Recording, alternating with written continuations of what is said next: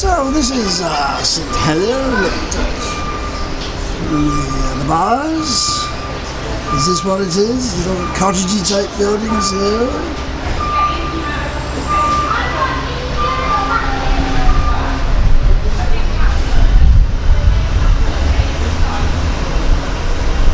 It's the town hall. Is that the character of St Helier? Living accommodation. That's still the Marcon house there. That's about to be demolished, we're told. So there's a big hole going to appear there. A little church in there, like a little church spire.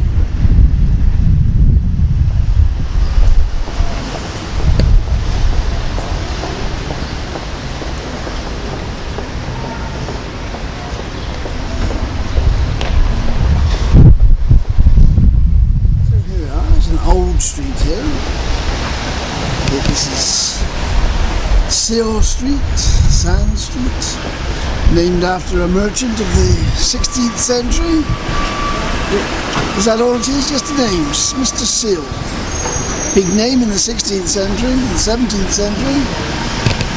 Who knows about him now? Who gives a damn about him now? Where's the character here? What is the character of this place?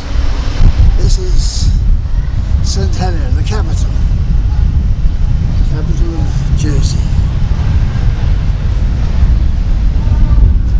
What were these places built as originally? Of course, a lot of these are a pastiche. That's a pastiche. It's not a real granite building. It's a fake granite building. It's been created. I don't know about that one, whether that one was a genuine granite building. There's some nice old date stones on there, but I rather suspect that's been recreated.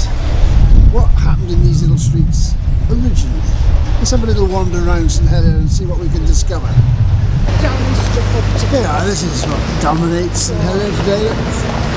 Parking control. It's a whole huge building there, look, dedicated to the car, to the motor car. It's right bang in the centre of the town. Is this the character of St Helier? Is this what it all is now? Motor car, worshipping the motor car. Lifestyle. See, this is the dilemma. This is the dilemma in one building. All around here, this is the Esplanade, were potato agricultural buildings for a very long time. Now that one there, the granite building. Planners have said it has to look like a potato warehouse or whatever, potato store. But of course it's a modern international bank. And this is the absurdity, the character of St Helier.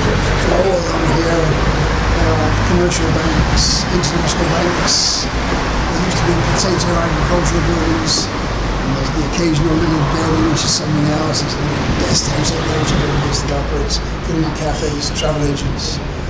But what's the character of St Helier now, according to this? What does it mean? The buildings over there, which were potato agricultural buildings, now, as far as I know, commercial activities of one sort or other. So on that side of the road, 100 years ago, it was all about agriculture. It related to the countryside. The two activities were integral, related. Now this side of the road, the finance, the International Finance Centre. Right? How does that relate to the countryside? What is the character of these buildings? I don't just mean the appearance. I mean, what's the relationship of these buildings with the rest of the island?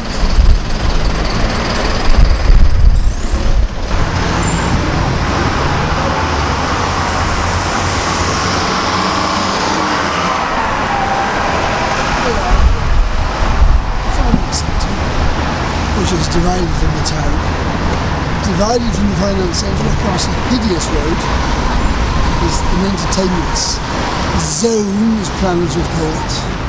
A zone. Awful place to access. Then you've got a little housing zone. Beyond up there, we've got the bright yellow building, Normans, which used to be an agricultural activity. It's now a mixed activity, mostly centred on building.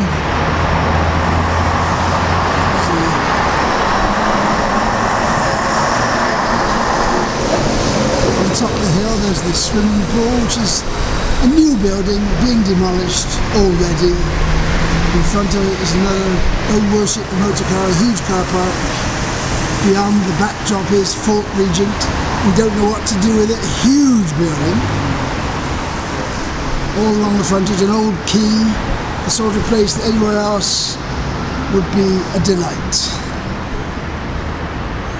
But the quay, it's an awful cut off from the town, cut off from the people who live here. Where's the character in all this? What are we trying to say? Is there a theme? Are we trying to create a theme park?